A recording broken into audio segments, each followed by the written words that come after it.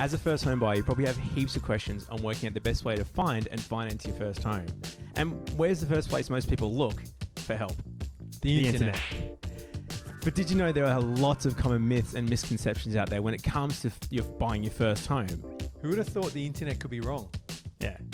So in this video, we dispel the top 5 myths that are out there when it comes to buying your first home. Myth number 1, you shouldn't put less than 20% deposit. Oh, Nathan. Now, it's true that the more deposit you have, the better it is because the lower your loan repayment is going to be. But it's not true that you need more than a 20% deposit, is it? No, not at all. And we've had plenty of clients that have come through in the past that have said, Nathan, I want to save up my 20% deposit. And in actual fact, sometimes that can be your opportunity cost to get in the market. For example, I had a client recently wanting to buy a $500,000 property. They had $50,000 deposit and we worked out their mortgage insurance that they would pay was under $10,000.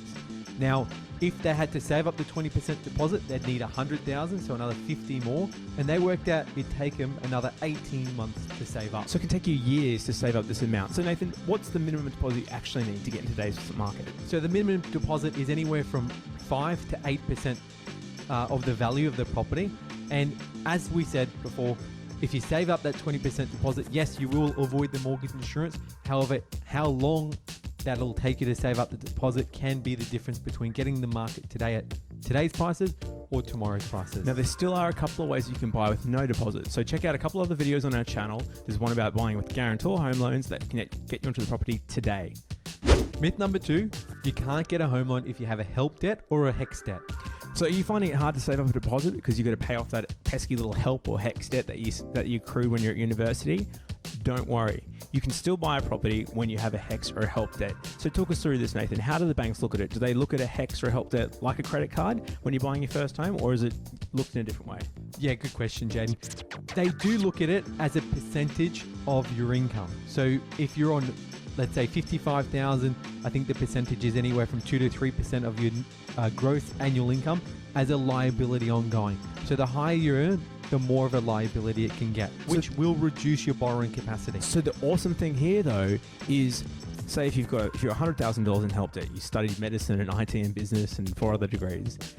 The bank, unlike a credit card, a bank would take a $100,000 limit as a $100,000 limit.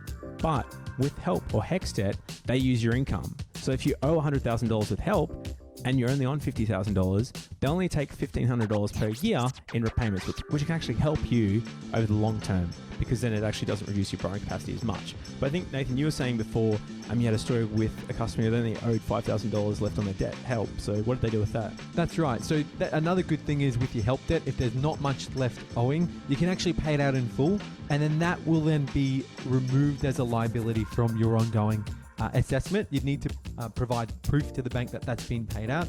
However, that will then increase your borrowing capacity.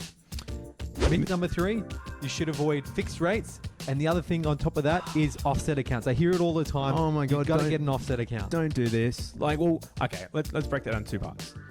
You should never avoid fixed rates. Why are fixed rates good, Nathan? Take us through that quickly. Fixed rates give you stability. They're great, particularly if you've got a family lined up in the future and you want to know your budget, want to know expenses, you've got a wedding coming up, anything like that where you might have increased expenditure. Having a fixed rate allows you to know exactly what you're in for, budget accordingly for a set period of time. So fixed rates give you that absolute stability and control over your finances. And then I guess part 2 of myth number 3 on the offset account. So everyone always says you need to get an offset account. You need to get an offset account. Why don't you need an offset account? And what can you do that is as good as an offset account? Yeah, don't get me wrong, offsets are great. However, there's still many ways around it and more cost effective, because generally when you do set up an offset account, the bank charges you annual fees. So there's things called redraw, being able to make extra payments and taking them back out. Does the same thing, no cost. Slight difference from an offset account, but the main goal here is reducing the interest that you're paying on your mortgage. Solid. Myth number 4, Nathan. So your pre-approval. Is it fine for any property? And that's a big question that always comes up. I've had a few people recently. Caught out so bad. Yeah, I've had a few people asking me recently.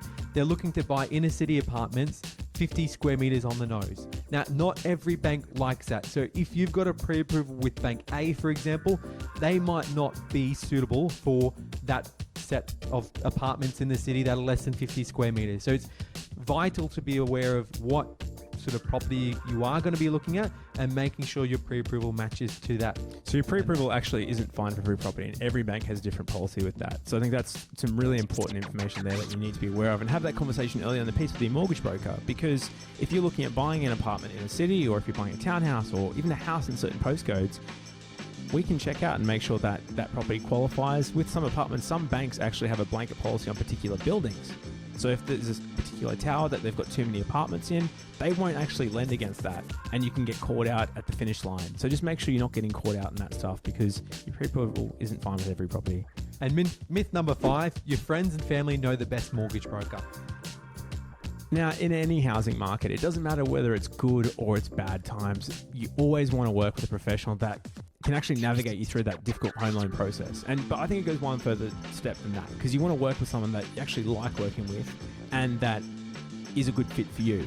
The reality is there's 16,000 brokers in Australia, and not all of them are specialists at dealing with first home buyers and people that are looking at buying in the early stage of their business. They might be too busy. They might deal with commercial people. They might be used to dealing with more sophisticated people. It's all different. So you want to work with someone that will take the time to help you budget. They'll help take the time to help you negotiate, to go through contracts. What other stuff do you think is worth looking for there, Nathan? I agree. So sometimes, being a first homeowner, you're going to need a little bit of hand holding. So being able to have someone that is there every step of the way to coach you through the process, give you tips and hints on the negotiation, property reports, all those things are critically important. We see it all the time. We get clients that have had a mortgage broker, they've been knocked back by their bank, and then the mortgage broker's just not had any solutions or options. And we sit down with the client, we understand their situation, we look at their circumstances, and then make recommendations accordingly.